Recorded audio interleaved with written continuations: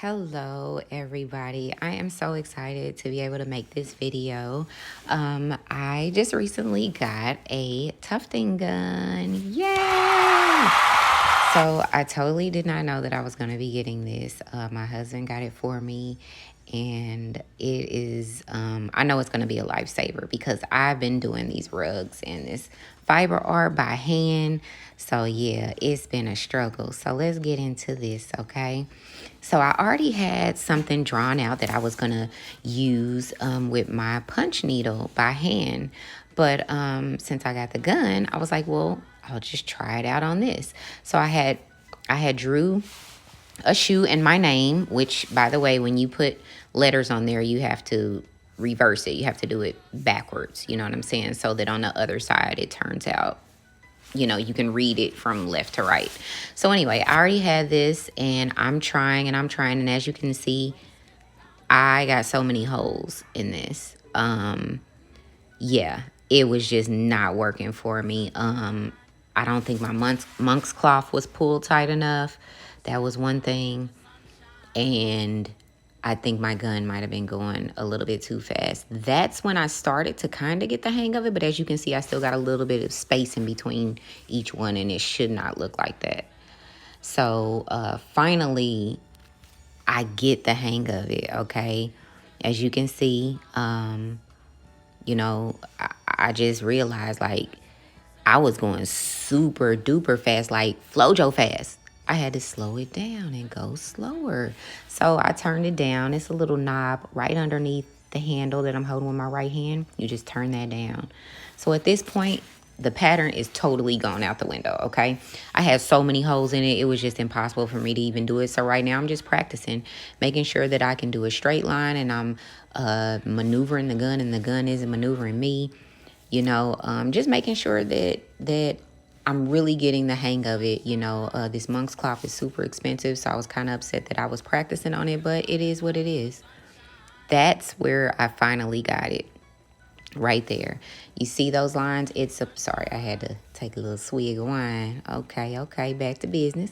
So I was practicing curves because you got to learn how to use that little handle in the front, to help you do the curves. And yeah, like I said, the pattern was gone at this point. I was not doing the pattern. I was simply practicing. I had to make use of this cloth somehow. I wasn't just going to throw it away just because it had a few holes in it, but basically, you guys got to make sure your monk's cloth is pulled very tight. Make sure that your speed is down on low, especially if you're a beginner like me. You know, make sure that you're pulling it throughout the process. You can readjust throughout the process. Is nothing wrong with doing that. As a matter of fact, that's really encouraged, because you want to keep it tight. As you can see, this little piece of monk's cloth didn't really fit over my frame, but I made it work. I made it do what it do. Okay, and we got it done. So at this point, I'm pretty confident. I'm just filling in the blanks where I don't have holes.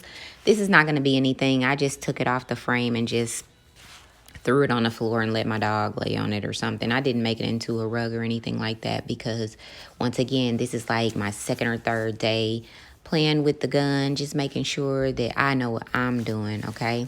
So right here is where I try burlap, because I had saw online that burlap works just as well as monk's cloth, and it's good for when you're practicing.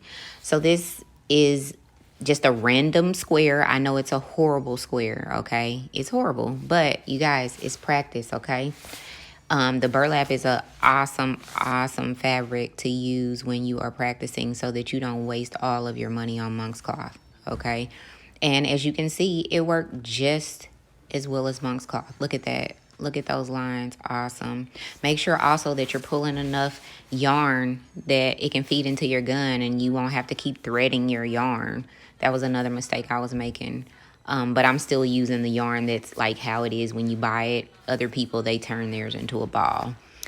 So at this point, I put some adhesive on the back, and I got this adhesive from Lowe's. I know a lot of people are using Roberts and AAT, but I use this one. It's pretty much the same as the Roberts. It's just Roberts is sold at Home Depot and that's sold at Lowe's. So I let it dry for 24 hours and then I cut it off the frame. You guys, don't cut it off the frame. Just take it off the frame and cut it. I was making shit way too difficult.